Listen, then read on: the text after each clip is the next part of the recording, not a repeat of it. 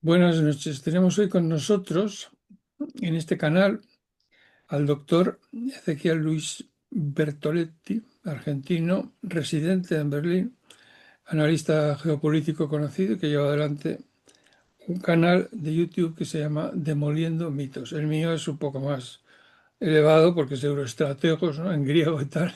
En fin, él se mete con en francés, yo no sé cómo se dice en español, ¿no? Se mete la mano mete la mano en la pasta, ¿no? O sea, se remanga y lo dice de esa manera, ¿no? Más dura. Yo, sin embargo, es una pretensión, quizás sea una pretensión, yo creo, de imposible cumplimiento. Y no sea más que una manera de ocultar, yo creo que la indignación que me posee y la desesperación que tengo de ver lo que veo. Bueno, vamos a ver, don Ezequiel, esto conocido analista. Vamos a dar un vistazo a cómo están las cosas ahora mismo en el mundo, cómo están en el Oriente Medio con el ataque este insensato, por decirlo educadamente, de Netanyahu, diría yo. Pero bueno, con la colaboración de nuestro amigo, el presidente de los Estados Unidos y celebridad en jefe, Donald Trump. Luego tenemos el tema del Oriente, que no es tonto, porque claro, ahí está China, que ya se ha convertido en la segunda potencia mundial y en algunas cosas la primera, que primero ha recibido a Trump y ahora ha recibido a, a Putin. Y yo creo que finalmente tenemos el frente ucraniano y tenemos algo que a usted le toca muy de cerca, que es lo que ellos llaman el Western, el continente, ¿cómo se dice? El Western continente, le llaman el El Western, continente occidental. sí, el continente occidental, el Western continente, o sea, lo suyo, vamos, lo que va desde Río Grande hasta Ushuaia. Muy bien, pues cuando usted quiera empezamos. Bueno, primero yo comenzaría el análisis estableciendo una línea roja entre todas estas cuestiones.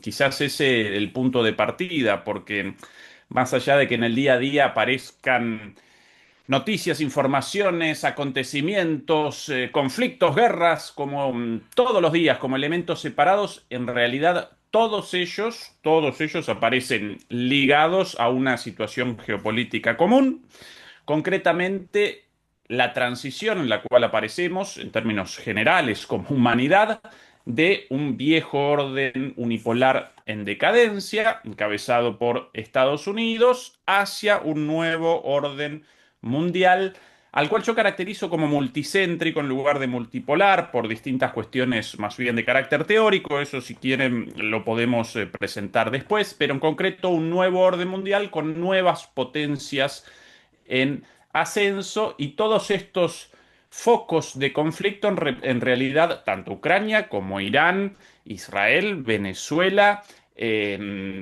Groenlandia o Europa Occidental o el hemisferio occidental, el continente americano, en realidad todas aparecen como llamas del mismo fuego. ¿Sí? Y si uno comienza a realizar un análisis un poquito más profundo que los acontecimientos cotidianos, inmediatamente aparecen las conexiones entre todas estas acontecimientos aparentemente disociados. Bueno, eso como primer elemento para el análisis. Y comenzando por el primero de los fuegos, de alguna manera, de esta gran fogata, Irán. Según el presidente estadounidense Donald Trump, hace unos días, Estados Unidos iba a recomenzar los ataques, pero por pedido de las monarquías de Medio Oriente, determinó Estados Unidos a último momento retrasar ese ataque. Bueno, esto recuerda incluso a una situación muy parecida vivida hace algunas semanas, cuando también Estados Unidos supuestamente iba a comenzar nuevamente los ataques, pero por pedido de Pakistán abandonó a último momento esto a la espera de una nueva negociación. Bueno, esto simplemente representa una habladuría más del presidente Trump, pero más allá de todas estas cuestiones, estas idas y vueltas entre el reinicio de los ataques o la suspensión de los ataques, según muchos analistas, tarde o temprano Estados Unidos en los próximos días va a recomenzar los ataques contra Irán íbamos a aparecer en una situación muy parecida a la vivida hasta este alto el fuego.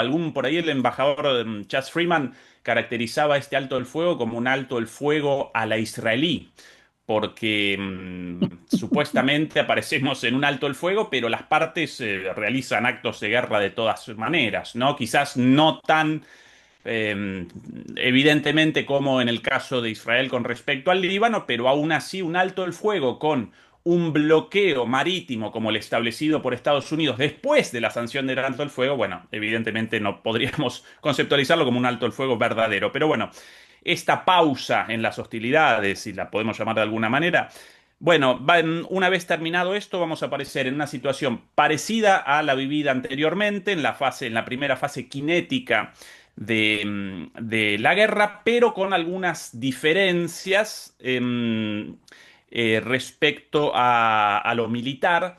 En cuanto a Estados Unidos presenta ahora en lo inmediato una cantidad de recursos militares mayor en la región con la capacidad, por ejemplo, de incursiones terrestres.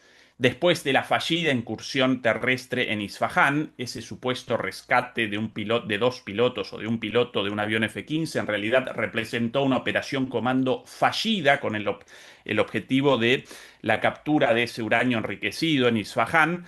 Después de ese hecho fallido, esa operación comando fallida, podría Estados Unidos eventualmente, no estoy determinando que vaya a comenzar una locura de este tipo, pero en este momento sí aparecen buques de ataque anfibio estadounidenses en el teatro de guerra, lo cual antes no. Además presenta ahora dos portaaviones a disposición, el Lincoln y el Bush.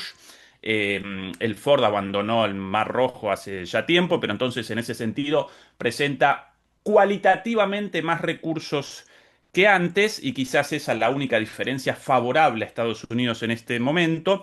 Y en términos de elementos desfavorables o diferencias desfavorables para Estados Unidos en lo militar ahora, bueno, en primer lugar, comenzaron los calores, comenzó la etapa seca, no lo podemos llamar verano, pero en esa zona de Medio Oriente aparentemente las estaciones presentan dos o el clima presenta dos grandes estaciones, una más templada y otra seca, terriblemente calurosa. Esa Ahora, última comenzó efectivamente con unos calores insoportables, situación en la cual la vida sin electricidad aparece sencillamente como imposible. Ni siquiera quiero recordar la posibilidad del ataque contra las plantas desalinizadoras de agua y entonces directamente ya no solamente falta de electricidad, sino falta de agua potable directamente. Así que esa una de las diferencias desfavorables para Estados Unidos. Y en segundo lugar, como otro elemento distinto a la situación anterior, bueno, el arsenal armamentístico de Estados Unidos en este momento presenta un nivel muchísimo menor. En algunos casos con arsenales en estado crítico directamente y en otros casos, según el tipo de munición en cuestión, con muy pocas municiones disponibles, con lo cual, si Estados Unidos quisiese, como la vez pasada, como en el inicio, ataques a lo largo de varias semanas, no va a poder directamente por falta física de los misiles, las bombas, los drones, etcétera, etcétera. Mientras, por el otro lado, Irán pudo restablecer su capacidad misilística de drones, con lo cual va a poder responder más fuerte incluso que antes. Muchas de las entradas a los búnkeres en los cuales aparecen almacenados estos misiles, en este momento, según imágenes satelitales, ya aparecen nuevamente reabiertos, ¿sí? Después de los ataques, con lo cual va a poder responder Irán más fuertemente que antes, con una vez más la posibilidad del ataque a la infraestructura crítica. Irán no acomete en primera instancia nunca. Ellos siempre responden por una cuestión política, diplomática, cultural. Ellos no comienzan las hostilidades, pero si Estados Unidos e Israel realizan un ataque contra infraestructura crítica iraní, Irán responderá de la misma manera con estas temperaturas muy elevadas contra las instalaciones de electricidad, contra las instalaciones de agua potable, y eso va a determinar inmediatamente una situación de caos total y absoluto en la gran mayoría de los países de Medio Oriente, a tal punto que eventualmente la gente deberá, en el caso, ojalá que no, pero en el caso de una escalada de estas características, la gente deberá abandonar Emiratos Árabes Unidos, Bahrein, Kuwait directamente. Incluso por ahí algún analista realizaba una comparación entre las instalaciones eléctricas, las centrales eléctricas en Irán y en el resto de los países de Medio Oriente. En Irán, la central eléctrica con la mayor capacidad de producción eléctrica genera algo así como entre el 3 y el 4%, con lo cual la red eléctrica parece tremendamente descentralizada. Podrán realizar ataques contra una, dos, tres, 10 de estas centrales, pero nunca va a aparecer a oscuras por completo Irán. Mientras que en los otros países a veces la energía desciende apenas de dos o tres centrales en total, con lo cual apenas con dos o tres objetivos van a poder desencadenar una situación desastrosa. Em, es el análisis de muchos analistas en este momento respecto a los próximos días. Lógicamente, esta posibilidad y las altas probabilidades de un ataque de estas características y de una respuesta aún mayor de Irán no determinan necesariamente que vayamos a presenciar esta situación, pero en este momento aparece como algo altamente probable. ¿Por qué la decisión de Trump de recomenzar los ataques? Bueno, ahí comenzamos una discusión, sí, una discusión muy, muy especulativa respecto a el rol de Israel y su capacidad para determinar la política exterior estadounidense, la situación interna de los Estados Unidos, la encerrona en la cual de repente aparece, bueno, no tan de repente, en la cual aparece Trump después de haber comenzado una guerra la cual no querría ver comenzado, muchísimas cuestiones en las cuales ninguno de los escenarios posibles para Trump representa un escenario bueno, positivo. Carecen de una salida. Victoria, evidentemente no puede. Una victoria ya no puede. Esto, acá presenciamos una derrota militar en todos los términos de Estados Unidos. Pero no puede abandonar esto con una declaración de derrota, lógicamente. Tampoco lo puede abandonar esto como en tantas otras oportunidades, como en Afganistán, como en Irak, incluso como en parte en Ucrania. No puede abandonarlo en manos de otros, porque entonces presenciaríamos una victoria en la práctica, una victoria fáctica de Irán, en la cual de repente va a aparecer formalmente Irán a cargo del estrecho de Hormuz y como Bueno, una nueva potencia regional. no, Aunque no. Estados Unidos abandone esto así, va a aparecer en una pésima situación. Y por otro lado, y redondeo acá, embajador, en términos electorales y de política interna, tampoco puede realizar una salida sencillamente como otras veces sin más.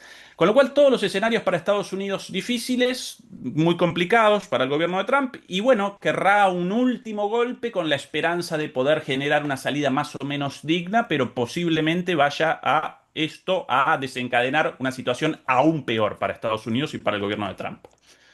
Pero bueno, vamos a ver. Yo, la primera cuestión es, no tengo nada claro que el día 24 les vayan a bombardear, pero de ninguna manera, de ninguna manera. O sea, ya hay cuatro republicanos que quieren prohibirle que el Senado, además, y que ya sabes que el Senado es la parte conservadora de las cámaras, ¿no? El Congreso representa a los electores, pero el Senado representa a los estados. Y entonces ahí no pasa una sola medida mínimamente abierta y liberal. Bueno, pues ya hay cuatro en el Senado que han dicho que hay que prohibirle a Trump el que siga haciendo la guerra. Bueno, para empezar, perdón, volvemos atrás. No es una guerra, esto de Ezequiel.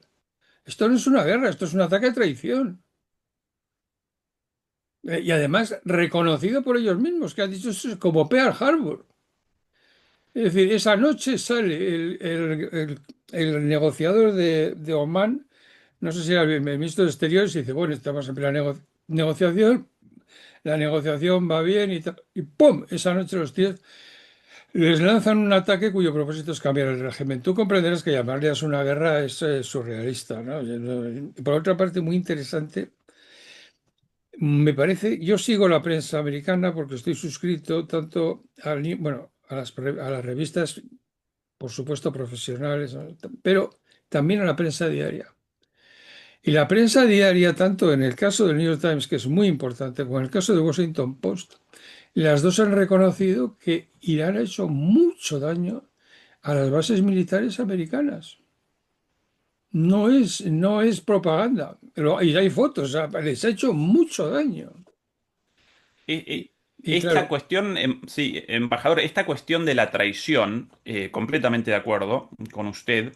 Y de hecho, recordemos la misma situación el año pasado en la guerra, en la llamada Guerra de los 12 días. Recordemos también que Israel perpetró un ataque contra los negociadores de Hamás sí, sí, en sí, Qatar. sí, Esto sí, representa en este momento una sí, constante. sí. Y más allá de lo deshonroso, lo ignominioso de todo esto, de comenzar ataques cuando supuestamente las partes aparecen en negociaciones, esto genera una situación general terrible, a partir de la cual nadie puede establecer acuerdos con Claro, Estados Unidos o con Israel, porque esto determina un contexto de mala fe permanente. claro, Entonces, si una persona va a claro. cometer traición todo el tiempo, nadie puede entonces realizar una negociación seria con esa persona o con esta parte. Muy bien visto, así es, así es, Esto sin así es. Ya dudas. hay más. La gente que está ahí negociando, a lo mejor lleva 10 años que se está preparando en eso, es que esto lo conozco yo.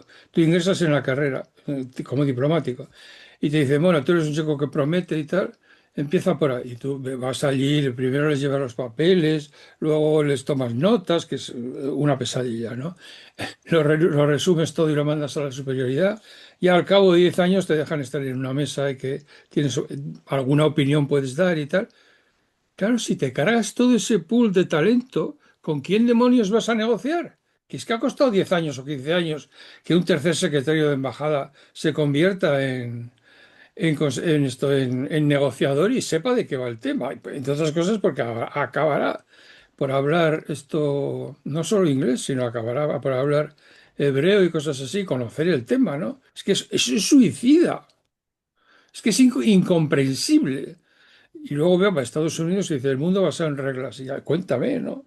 Si es una locura, es un error. Yo creo que, como muy bien has dicho tú, al principio esto es un régimen que se está viniendo abajo. Y hay que volver otra vez a aquella profecía original de esta persona ejemplar, que fue Lincoln, que dijo, nunca, jamás, un caballo extranjero abrevará sus caballerías en las riberas del Ohio. Si hay destrucción, seremos nosotros los que lo llevamos a cabo.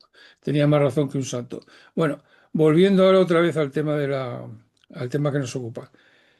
Se ha producido un cambio estrictamente militar, es decir, si tú quieres, acuérdate de las guerras anteriores en el Oriente Medio, si tú querías destruir las bases americanas en algún sitio, necesariamente lo tenías que hacer con aviones. Y los Estados Unidos tenían mejores aviones y mejores antiaéreos. Pero ahora te mandan un ataque de saturación de 300 drones que no valen una. Vamos, que es como los compras en el Corte Inglés, vamos, en una feria con, con rebajas y ¡brap! Te cargas ¿cómo se dice? La base. Y dos, Ezequiel, esas bases no son solo trozos de metal, tienen un valor político enorme. Eso es lo que les dice Estados Unidos a sus aliados. No os preocupéis, que con esas bases estáis seguros, porque la seguridad la ponemos nosotros. De repente desaparece eso y el sistema de seguridad americano en la zona ha desaparecido. ¿No hay más? Se ha acabado. Y entonces, ¿qué pasa? Que las chicas guapas que están en Abu Dhabi y ¿cómo se llama? Pues, Armani, Christian Dior y toda esa gente, pues se va corriendo, que ya se han ido. Se cargan todo el montaje.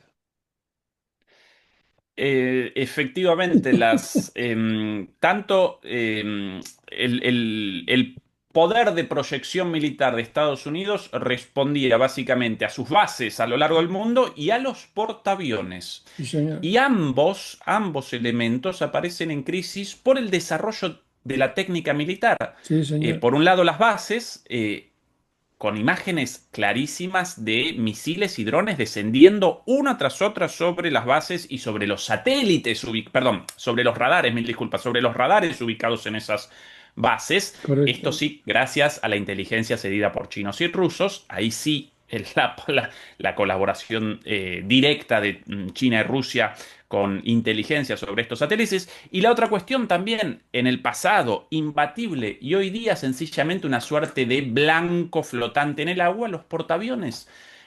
Hoy día con drones muy baratos e incluso con misiles hipersónicos, los portaaviones aparecen a merced de los ataques aéreos porque sus defensas no pueden responder masivamente a ataques con 50, 60, 100, 200 drones o con misiles hipersónicos, incluso pocos, pero ya no interceptables como en el pasado. Entonces, los dos elementos de proyección militar aparecen en este momento del desarrollo de la técnica militar en crisis total y absolutamente. Por eso por ejemplo, el grupo de ataque encabezado por el portaaviones Lincoln comenzó los ataques el primer día a 300 kilómetros, después debió retroceder a 700 kilómetros, según los iraníes, por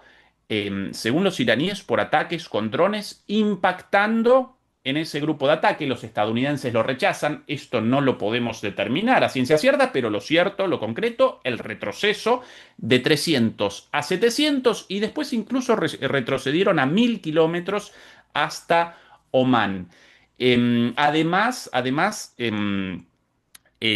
Los iraníes, a lo largo de años de preparación, generaron un plan verdaderamente, una estrategia y un plan verdaderamente fenomenal en términos de guerra simétrica, con la captura, la planificación de la captura del estrecho de Hormuz y a partir de ahí la captura de la economía del mundo. No Correcto. con portaaviones, Correcto. sino precisamente con drones, con lanchas rápidas, como llaman a estas lanchas chiquititas con lanzadoras de misiles, y ni siquiera todo el tiempo en el agua, sino que realizan ataques rápidos, lo llaman la flota mosquito, muy rápidas, algunos pueden hasta 200 kilómetros por hora, ataques muy rápido, lanzamiento de misiles de crucero, no de mucha potencia, pero sí suficientes para la destrucción de cualquier buque y de ahí inmediatamente de vuelta muy rápido a las costas a guaridas fortificadas en las cuales aparecen protegidas. Bueno, aquí un grupo de gente pensando esto a lo largo de años en Irán, estas formas de la guerra asimétrica con una lucidez llamativa, incluso en algunos casos, embajador, recuerde que cuando comenzó la guerra entre Ucrania y Rusia, los propios rusos carecían de drones pequeños y masivos y debieron llamar a los iraníes para que ellos realizaran exportaciones masivas de los drones Shahed. Bueno, después, claro, los ingenieros rusos comenzaron la producción masiva y la mejora de estos drones Shahed convertidos en geranios, así los llaman en Rusia, con mejoras y demás. Pero la genialidad en la concepción de la guerra, una guerra de desgaste, pero una guerra de desgaste moderna, basada en drones, basada en un principio asimétrico de la guerra, ataques Exacto. rápidos e inmediatamente Sí. protección en guaridas subterráneas. Ahí los iraníes realmente realizaron un trabajo magnífico y como consecuencia de eso, la primera potencia militar del mundo, por lo menos hasta hace poco, la marina más grande de todas, la más potente, con una potencia hasta hace poco superior a la de todas las marinas del mundo unificadas, la estadounidense, Bueno, no puede realizar una utilización de su fuerza debido a la genialidad de esta estrategia iraní.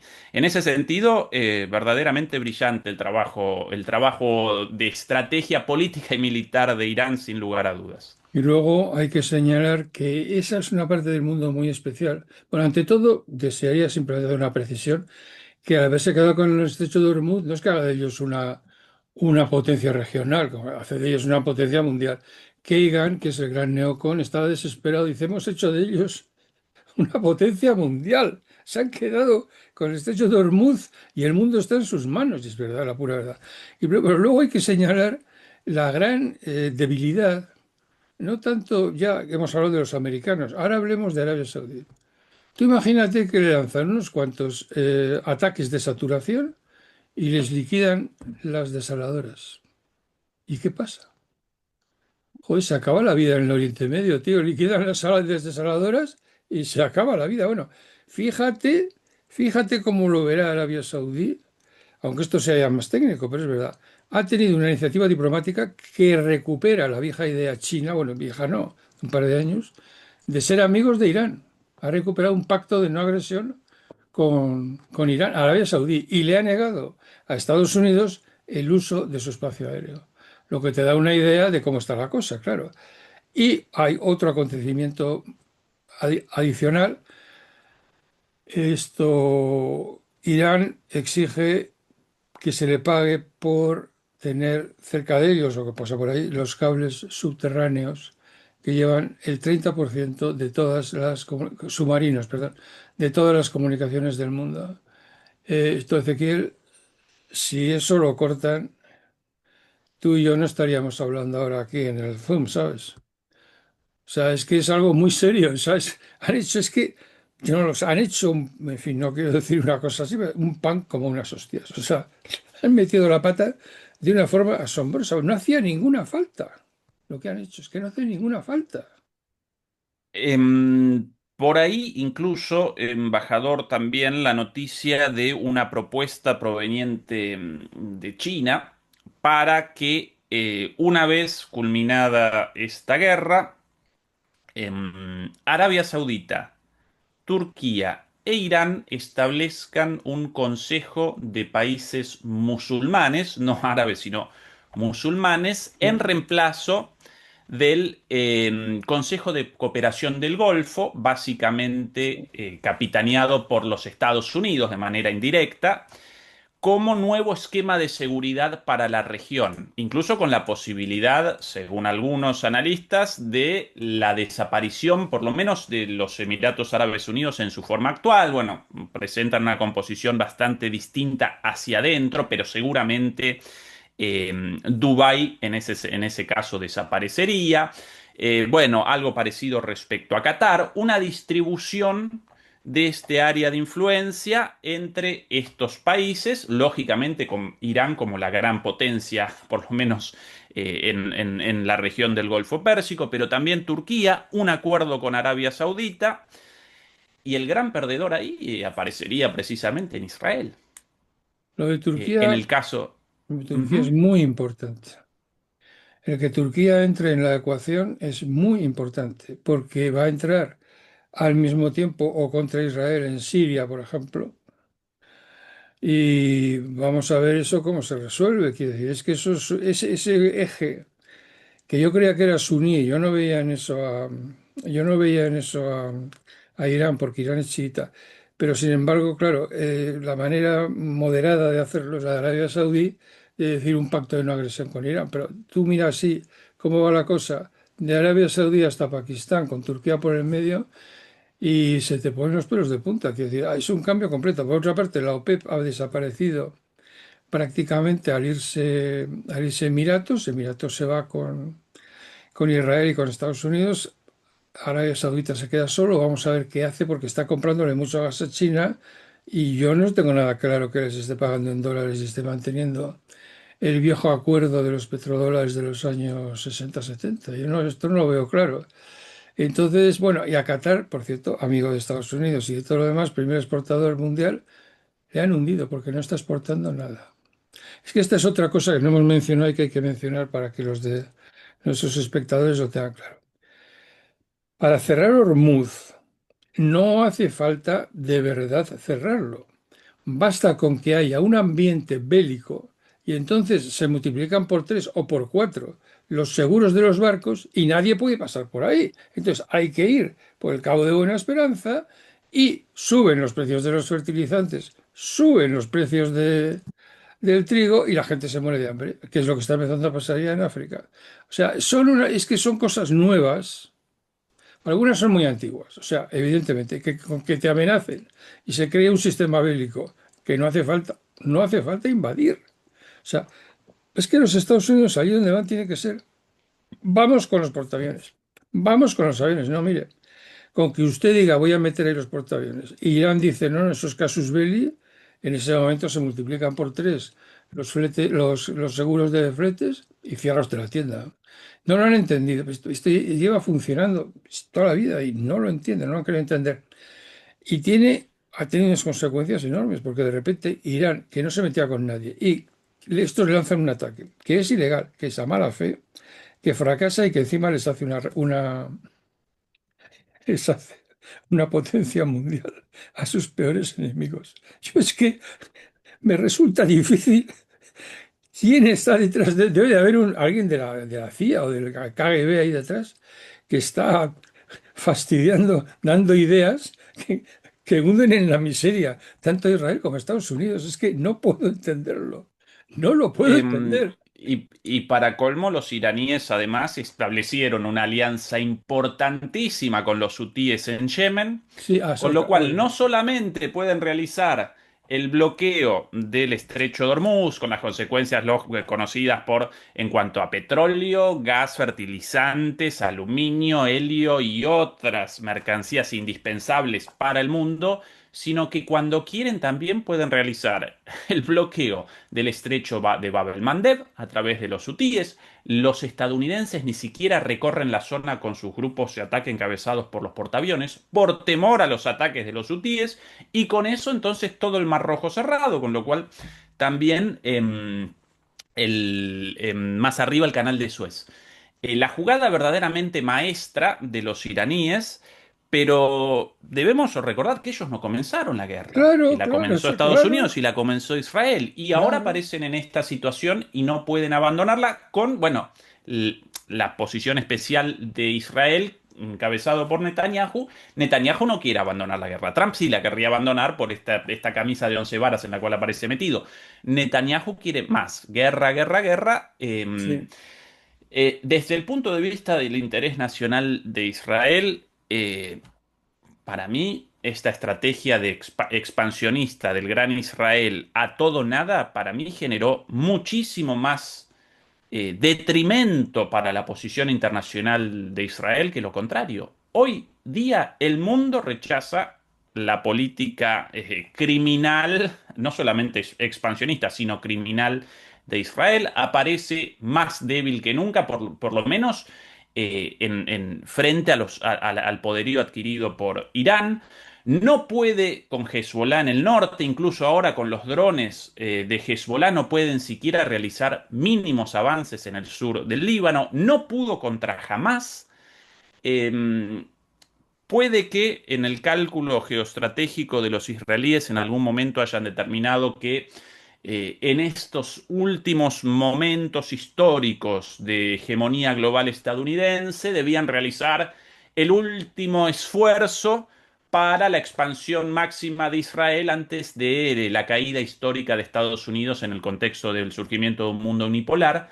Puede que esa tal vez una de los esa la lógica posiblemente de Israel, pero yo, en el caso de si yo apareciese en los zapatos de un geostratega israelí, habría determinado exactamente lo contrario. Si va a desaparecer Estados Unidos como el hegemón mundial y Israel representa una creación en el marco primero del imperialismo británico, pero después del imperialismo estadounidense, entonces comencemos a generar alianzas con nuestros con nuestros vecinos y por sobre todas las cosas realicemos la resolución del problema de fondo, básicamente el problema de los palestinos, tal cual, establezcamos un Estado palestino tal y cual. entonces cuando desaparezca Estados Unidos como nuestro guardián, vamos a aparecer más o menos en una situación por lo menos más llevadera con nuestros vecinos y no en guerra con todos los vecinos alrededor e incluso con los vecinos entre comillas de adentro, en Gaza, Perfecto. en Cisjordania, bueno, en Siria no por ahora, pero en Siria pronto seguramente conflicto, en el Líbano, con Yemen, con Irán, con Irak. eh, sí, o sea, Perfectamente bien visto, perfectamente bien visto. Es así de claro, de elemental, y yo no sé cómo es que no lo ven. Han hecho todo los americanos, yo diría más bien Netanyahu, porque lo que hacen los americanos es lo que les dicen los israelíes, ¿no? Evitan el problema palestino, se apartan de él como en el Mar Rojo, ¿no? O sea, todo lo que sea palestino, nada. Dios, el problema es Palestina. Da igual los acuerdos de Abraham, da igual lo que hagáis, el Hezbollah, o sea, tenéis que meteros con el tema palestino. Todo lo que no sea eso es ir al error. Mira tú, ya se suponía que se habían cargado a Hezbollah, sigue tirando cohetes. No lo entienden. Bueno, otra cosa que quería decirte ahora, que hemos hablado de los hutíes. Ahí quiere entrar, está preparado para entrar Turquía. Prepárate, porque si en Somalilandia ya ha ido Israel y ahora va Turquía, va a ser divertido. Vamos a ver qué pasa. Bueno, y ahora después de esto yo creo que podemos pasar a hablar de China, que como verás no ha habido manera de que medien el asunto, ni mande a nadie, ni haga nada, porque hay un viejo dicho que es, cuando tu enemigo se esté equivocando, no lo interrumpas. Ha ido Trump a las China y no ha hecho nada. Sí, efectivamente, hoy recorría los acuerdos anunciados por Xi Jinping y por Vladimir Putin en estas 24 horas, porque todavía aparece en curso la visita de Putin a China. Realizaron acuerdos sobre la base de la alianza estratégica entre ambos países. Realizaron el anuncio de acuerdos energéticos, de transporte, militares, de energía nuclear. Bueno, exactamente la antítesis de lo visto una semana atrás con la visita de Trump. Por lo menos esta vez Trump no protagonizó episodios, ¿no? de los suyos, de faltas de respeto o de desubicaciones tan propias de él. Él un poquito más respetuoso esta vez, pero más allá de un anuncio nunca materializado con detalles respecto a la supuesta, ni siquiera la compra, la orden de compra de 200 aviones de la Boeing, Boeing por parte de China, sí. no presentaron nada más en términos concretos que eso, mientras que la visita ahora de Putin está generando un sinnúmero de acuerdos reales entre ambos países. En lo simbólico, Trump en más de una oportunidad realizó declaraciones muy grandilocuentes sobre Xi Jinping. Usted es un gran líder, usted es un gran líder. Xi Jinping no respondió lo mismo y presentó una advertencia muy clara, tanto en la parte pública de la reunión como, según los propios medios estadounidenses, en la parte privada, sin las cámaras de la reunión entre ambos mandatarios del encuentro. Em, si ustedes motorizan, estas son las palabras de Xi Jinping, si ustedes patrocinan el independentismo de Taiwán, nosotros vamos a colisionar con Taiwán e incluso con Estados Unidos, nosotros vamos a responder porque Taiwán representa una parte de China. Así que advertencias de Xi Jinping, de acuerdos concretos absolutamente nada, buenas formas, pero no reciprocó las palabras halagüeñas de Trump. Por un lado, esa una de las visitas y la visita actual sí de anuncios, anuncios y más anuncios. Esa es la realidad del mundo y en una situación en la cual Estados Unidos aparece muy complicado en Irán, muy complicado en Irán y China podría haberlo o por lo menos quería Trump alguna suerte de ayuda de China, y China respondió, no, no, Ya te, nosotros no los ya te lo he vamos a ayudar dicho, a ustedes de ningún modo. Cuando tu enemigo se esté equivocando, no le interrumpas, es clarísimo. Bueno, ahora vamos a hablar de tu continente. Cuba, Maduro, Milei, ¿qué pasa? Bueno, el continente americano aparece también supeditado a este contexto de cambios. Estados Unidos quiere, bueno, y esto lo presentaba en la Estrategia de Seguridad Nacional de este año el gobierno de Trump, quiere un control absoluto del hemisferio continental, como lo llaman ellos. En ese contexto, el descabezamiento de Venezuela con el secuestro de Maduro.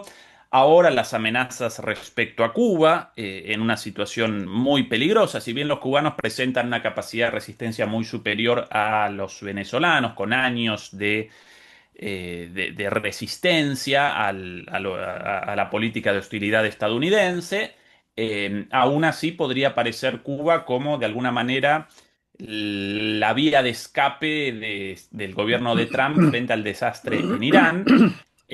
Comenzaron la semana pasada los medios estadounidenses a generar una versión evidentemente descabellada respecto a que los cubanos habrían realizado la adquisición de drones rusos y chinos para un ataque contra Estados Unidos, una estupidez de este tipo, todo como excusa para una eventual acción militar. Así que Cuba en una situación muy compleja. Los cubanos seguramente cronometran los segundos hasta las elecciones de noviembre, si no recuerdo mal, las intermedias, y quieren cuanto antes una derrota de Donald Trump para que en ese contexto por lo menos desescale, descienda la espuma, ¿no? Con respecto a Cuba en Estados Unidos.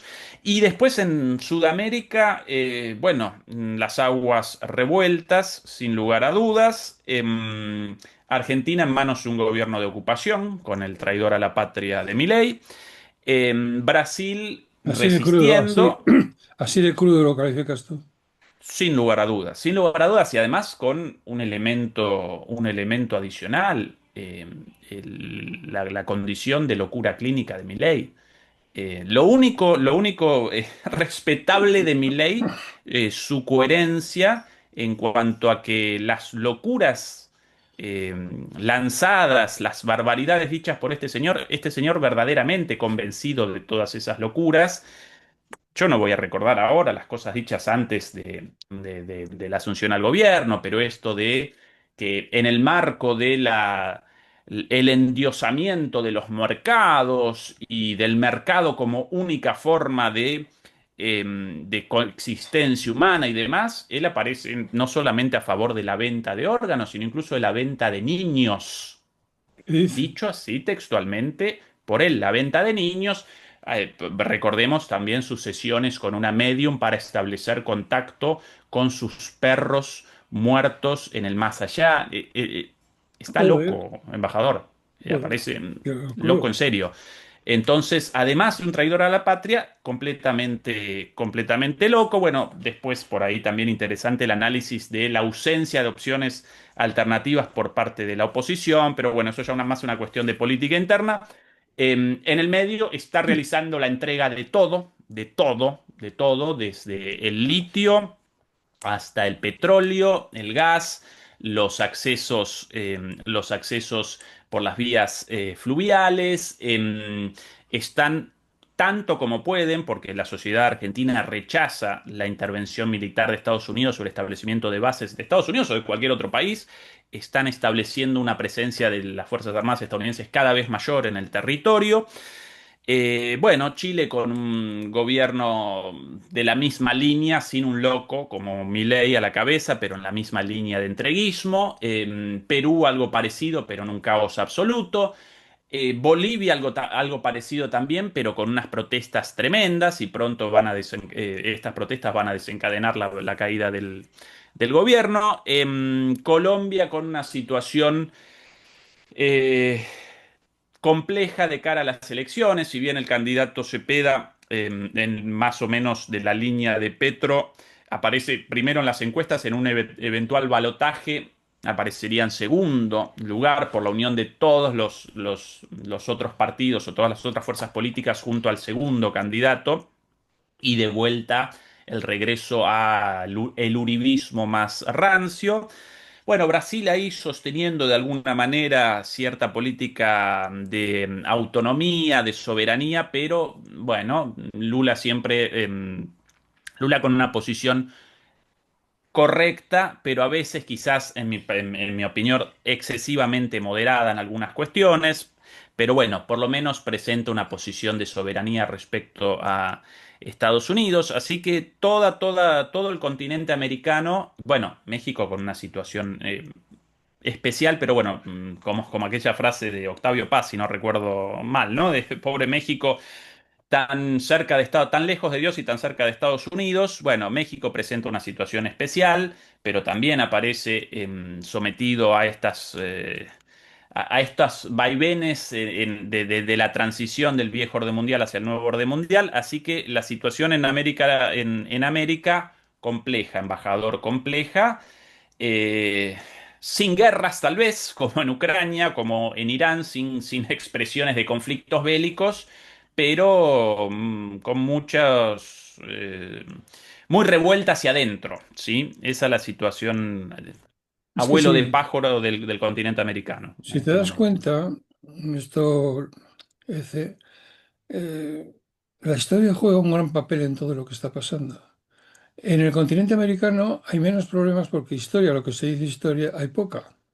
Pero si te fijas en el tema, por ejemplo, del Oriente Medio, Israel está ahí porque está convencido, la razón no es el artículo 100, no es el acuerdo, la resolución 148 de las Naciones Unidas del 49. No, no, no, no. Es que Yahvé se le apareció a Abraham y le dijo, van a ser tuyas las tierras que van desde el Nilo hasta el Éufrates. Y allí yo seré tu Dios. Esto es lo que piensan ellos. Los otros, sin embargo, son chiitas o suníes y son justamente lo contrario. Si vamos a China, bueno, Taiwán hay que hablar, que es que hubo unos acuerdos desiguales contra China por parte de los ricos, de los países poderosos, y se les quitaron pedazos del territorio, se les amputó territorio. Los primeros que lo hicieron fueron los rusos, todo hay que decir. Pero los alemanes también, que se quedaron con Qingdao, y si tú vas a China y pides una cerveza, la cerveza es Qingdao. Bueno, y según el Tratado de Shimonoseki, la isla de Taiwán quedó en manos de Japón. Era China y quedó en manos de Japón. Y esto es lo que explica el que, claro, cuando lo que sucedió ahí, que una guerra civil ganan los rojos a los blancos, los Estados Unidos se dirigen a Japón y le dicen, tienes que ceder tu isla, esa que tienes ahí, la de Taiwán, esa, que originalmente era China, se la tienes que ceder a Chiang Kai-shek, que se está retirando. Claro, los chinos hoy dicen, Taiwán es nuestra, joder, ni democracia ni puñetas, es nuestra. Nos la quitasteis con Shimonoseki, 1895, y seguimos en ello. Y si vamos a Ucrania, aquí hay que saber un poco más de historia que mucha gente no sabe. Yo tengo el privilegio de haber vivido allí. Viví en Polonia, viví en Rusia, viví en Georgia y tenía que ir de vez en cuando a Ucrania. Entonces, y Finlandia forma parte originalmente del imperio de los zares y es la parte más occidental del imperio de los zares. Se va y hay una guerra civil. O sea que ahí queda ya el rescoldo. Segundo, de Suecia, aunque esto es menos conocido, Suecia en la batalla de Poltava, Rusia destruye absolutamente todas las aspiraciones de Suecia para siempre. Hasta entonces Suecia jugó un papel razonable en la historia del norte y en la Guerra de los 30 años pues hace una per se, una introducción en la historia que yo creo que es lo más notable de la vida política sueca internacional y ahí pierde todo. O sea, que el odio sigue vivo. Tercer lugar, Polonia. No hace falta que te diga que a partir del momento en el que los polacos ya los polacos invaden Moscú y están allí varios años, ¿no? Y entonces, finalmente, cuando se van de allí, no dan un palo al agua porque les invaden y les invaden y les ocupan los rusos y les ocupan hasta la Primera Guerra Mundial. De los bálticos que podemos decir que eran parte de la Unión Soviética, de Rusia, del imperio de los zares, se libran con la Primera Guerra Mundial y Rusia se queda con ellos cuando se produce el pacto de von Ribbentrop-Molotov, verano del 39. Es historia. La mayor parte de los líos que tenemos ahora tienen una fortísima componente, un fortísimo componente histórico y no sé cómo demonios se van a resolver. Y sobre todo, ¿dónde dejar esto para los países como nosotros, España o Portugal, perdón, España, Portugal, esto, Italia o Francia, que no formamos parte de ese zócalo de odio y tal a Rusia? No estamos en eso. Sobre eso, embajador, sobre la decisión final sí, pendiente de los países de Europa del Sur, ahí aparece una cuestión vital para el futuro, porque en este momento, yo eso lo presencio aquí en Alemania más claro que nunca, Alemania parece encaminada a toda velocidad a una nueva guerra contra Rusia, Seguro. estimado embajador. Y en esa guerra, casi con seguridad, Rusia va a determinar la destrucción de no solamente de Alemania, sino de quienes acompañen a Alemania en esta locura. Puedo recordar muchísimos elementos claros, indicios clarísimos de este camino asumido por Alemania. En primer lugar, primera condición para esto, el guerrerismo de sus clases dirigentes, de sus élites, declaraciones por ahí, eh, tanto de Merz como de Pistorius, el ministro de Defensa, Wadephul, el ministro de Relaciones Exteriores, declaraciones abiertas del tipo de aquí a, para algunos 3, 4, 5, 6 años, va a comenzar una guerra con Rusia. Lo presentan así. Queremos las Fuerzas Armadas más poderosas de Europa. Realizaron, recordemos, una reforma en la Constitución de manera totalmente ilegítima, con la composición del Parlamento anterior, después de la elección de Merz, antes de su asunción, con la composición del Parlamento anterior, porque si no, no hubieran podido realizar la reforma constitucional, generaron el fin del tope de la deuda para después, una vez asumido Merz, comenzar un programa de rearme por 500.000 millones de euros. Primera condición entonces para cometer una vez más los errores del pasado, errores en Alemania recurrentes, no solo en la Segunda Guerra Mundial, sino también en la Primera, con Perdona, consecuencias desastrosas, por cierto, para Europa y para Alemania para todo incluso el mundo. también. Perdona, esto es tan importante, Ezequiel, que yo desde ahora mismo te doy cita para que hablemos de un monográfico sobre Alemania, porque me interesa muchísimo Alemania y aunque mis conocimientos de la lengua alemana no sean tan profundos como el tuyo, estén en un nivel posiblemente de, no sé, C2, C1, sí lo suficiente como para conocer la historia de ese país y estar excepcionalmente preocupado por lo que está pasando. Así que, ¿qué te parece bien? La semana que viene o algo así, pero solo vamos a hablar de Alemania, si no te Con importa. gusto, con gusto, con gusto. Redondeo la idea de recién, embajador. Primera condición, élites lanzadas a la guerra. Segunda condición, una sociedad pasiva y lamentablemente en estos últimos meses comienzo a presenciar en la transición de la complacencia a la complicidad de la Joder. sociedad alemana. Mucha gente, los alemanes a diferencia de nosotros, embajador, lo que presentan aquí a las 8 de la noche en las noticias, la televisión pública, los alemanes de a pie lo recogen y para ellos esa representa las cosas dichas por el gobierno, las cosas dichas por los medios, para ellos eso representa la verdad del mundo. Ellos carecen de la cultura de la Sí, duda, vamos a sí, caracterizarla de esa, ¿no? sí. Sí, de que, bueno, si esto dicho por un político, no, no. Para ellos las cosas así y cada vez yo escuchando entre amigos, eh, a opiniones del tipo pero tenemos que, ya que Estados Unidos nos va a dejar, ahora tenemos que defendernos de la amenaza rusa, gente de a pie diciendo estas cosas.